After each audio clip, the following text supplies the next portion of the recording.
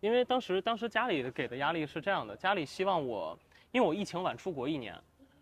然后家里希望我能提前毕业。他们当时我爸跟我算了一下，他说加上我高中提前修的大学课程，我的本科加硕士能够在3年之内完成。当时我大一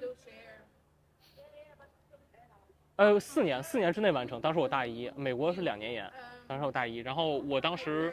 我真的没有办法，就是我当时很害怕跟家里通话，我找各种借口不去跟家里通话。我跟他说我忙，我在写作业，我最近期末周什么备考什么之类的。其实我就单纯不想，我完全不想去面对他们。然后就算是后来，你比如说他们尝试，就你是能感觉他们在关心你的，但他们关心的方式更多是觉得这个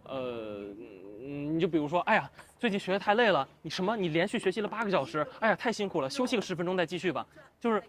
他是在关心吗？他确实是在关心你，但是你要的不是你要的这点杯水车薪。然后所以当时处于一个没有人能说话的阶段。然后当时美国那帮人也是卷，其他留学生就是当时跟我同一个系的学长，跟他聊完，你指望他能，比如说你们都是留学生，他能理解你初来乍到的不熟悉，他能理解你刚开始的跟不上，他能告诉你这没关系，这是正常的，不会。他只会告诉你你现在大一是吧？你到这儿，你目前报了几门课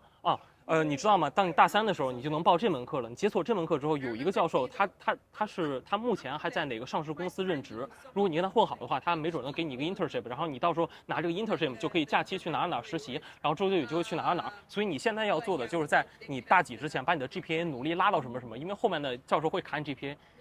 他一天到晚说的就是这些，然后就是我真的觉得从衡中出来开始。然后又一次感受到了，就是这个扑面而来的就是这个压力，你知道吗？然后家长的规划，甚至你想去跟你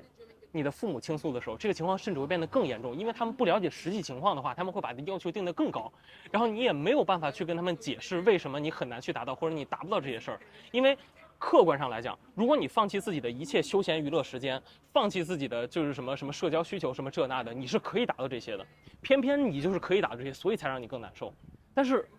人作为一个人，我觉得还是有些时候还是很难放弃这些的。我还是比较懒嘛，就是我没有办法